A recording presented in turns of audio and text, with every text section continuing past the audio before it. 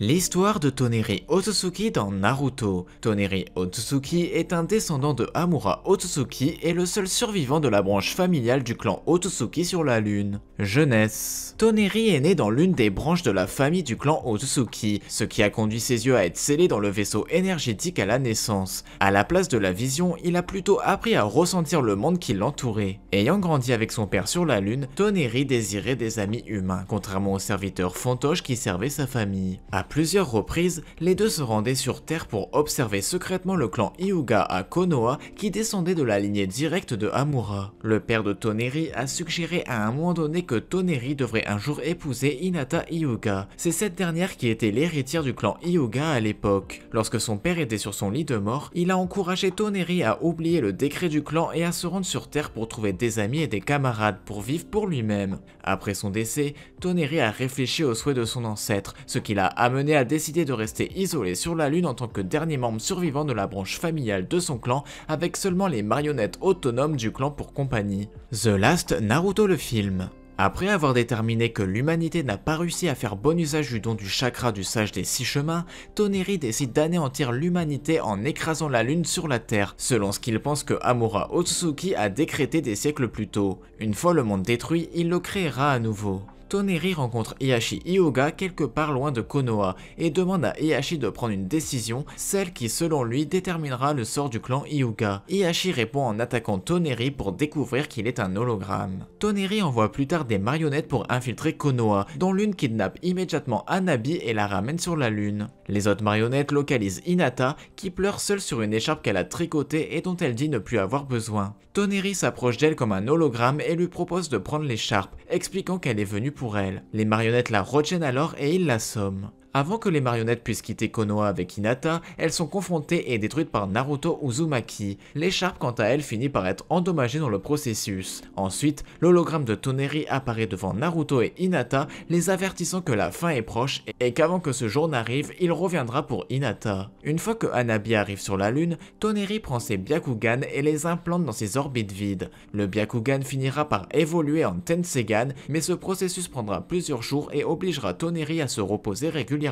En attendant, Toneri envoie une marionnette qui lui ressemble rencontrer Hinata, qui est en route vers la lune pour sauver Hanabi. Via la marionnette, Toneri exprime à Hinata son désir de l'épouser et propose de libérer Hanabi si elle accepte. Il explique ses raisons de vouloir détruire la Terre, mais Hinata ne veut pas le croire. Elle jure de sauver Hanabi, incitant Toneri à remarquer qu'elle ne sait pas où se trouve Hanabi. Il lui dit ensuite qu'il lui laissera le temps de réfléchir à sa proposition. Hinata et la marionnette Toneri sont découverts par Naruto qui attaque immédiatement la marionnette. Bien qu'il soit brièvement capable d'éviter Naruto, il finit par porter un coup paralysant. Avec les dernières forces de la marionnette, Toneri dit à Hinata que la prochaine fois, il lui rendra visite en personne. Au cours des jours suivants, les marionnettes de Toneri lui donnent des rapports réguliers sur les allées et venues et les activités d'Hinata et de son équipe, mais il empêche les marionnettes de s'engager réellement avec elle. Une fois qu'il commence à sentir son Tensegan se réveiller, Toneri va enfin rencontrer Hinata. Naruto commence à réprimander Toneri en le voyant, mais Toneri l'ignore,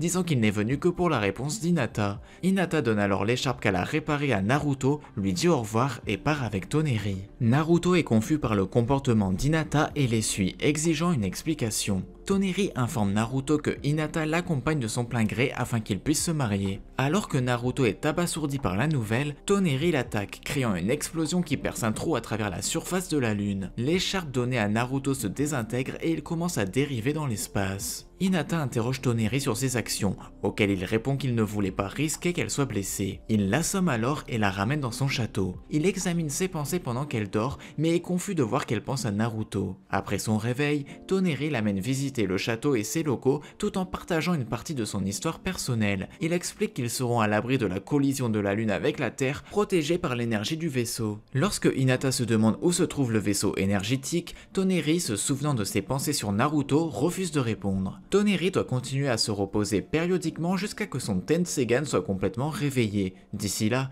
il demande à Hinata de lui tricoter une écharpe. Hinata accepte. Pendant qu'elle travaille dessus, elle essaie de convaincre Toneri d'épargner la Terre, mais il ne changera changera pas d'avis, lui ordonnant finalement de ne plus en parler. Après avoir déjeuné ensemble, Toneri, à la demande d'Hinata, l'emmène au temple d'Amura pour demander sa bénédiction pour leur noce imminente. Hinata s'intéresse à une réplique du vaisseau énergétique qui est conservé dans le temple. Alors, Toneri promet de lui montrer la vraie chose après leur mariage. Hinata cependant est capable de localiser le vaisseau énergétique par elle-même, et Toneri la surprend en train d'essayer de le détruire. Hinata tente de dire à Toneri qu'il a mal compris les souhaits d'Amura pour la Terre. Amura voulait que le clan Otsutsuki aide l'humanité, pas la détruise. Toneri rejette cela comme un mensonge et conclut que Hinata l'a trahi. Il la ramène dans sa chambre, localise le foulard sur lequel elle travaillait et réalisant qu'elle le destinait à Naruto et non à lui, le détruit. Il utilise la technique des marionnettes sur elle, la plaçant sous son contrôle. Le lendemain, Toneri et Hinata, contrôlés par l'esprit, procèdent au mariage. Avant qu'ils ne puissent terminer la cérémonie en embrassant Hinata,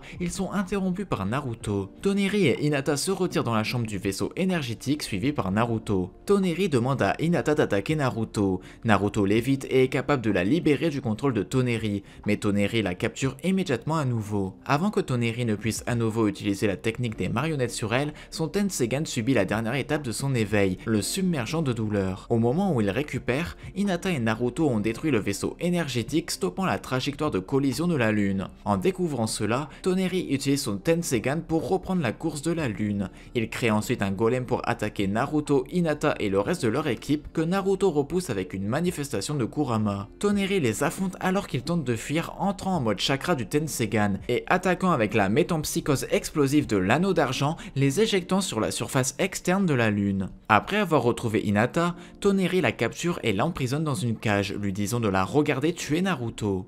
Naruto, utilisant le mode chakra de Kyuubi, l'attaque et les deux échangent des coups alors qu'ils se poursuivent à travers la Lune. Toneri utilise la métampsychose explosive de l'anneau d'or contre Naruto, coupant ainsi la lune en deux, mais Naruto survit. Toneri attaque ensuite les clones de Naruto avec les sphères de vérité et est brièvement capable de se défendre. Naruto, enragé par la destruction répétée des écharpes de Hinata par Toneri, concentre son mode chakra de Kyuubi dans son poing, avec lequel il frappe Toneri. Toneri est alors projeté au loin, son mode chakra Tensegan se brise et le Tensegan revient au Byakugan normal. Hinata, désormais libéré, s'approche de Toneri et lui arrache les yeux pour les rendre à Hanabi. Ne voulant pas abandonner, Toneri attire vers lui tous les Byakugan qui étaient auparavant contenus dans le vaisseau énergétique, s'en enduisant alors qu'il est sur le point d'utiliser la métampsychose de la marionnette. Hinata essaie une fois de plus de lui dire que Amura n'a jamais voulu cela, mais il l'ignore, avec l'intention de détruire la Terre. Il absorbe alors le chakra de Naruto pour alimenter son attaque, mais avant qu'il ne puisse l'utiliser, le golem jeté par Kurama s'écrase sur lui et le lance dans l'espace.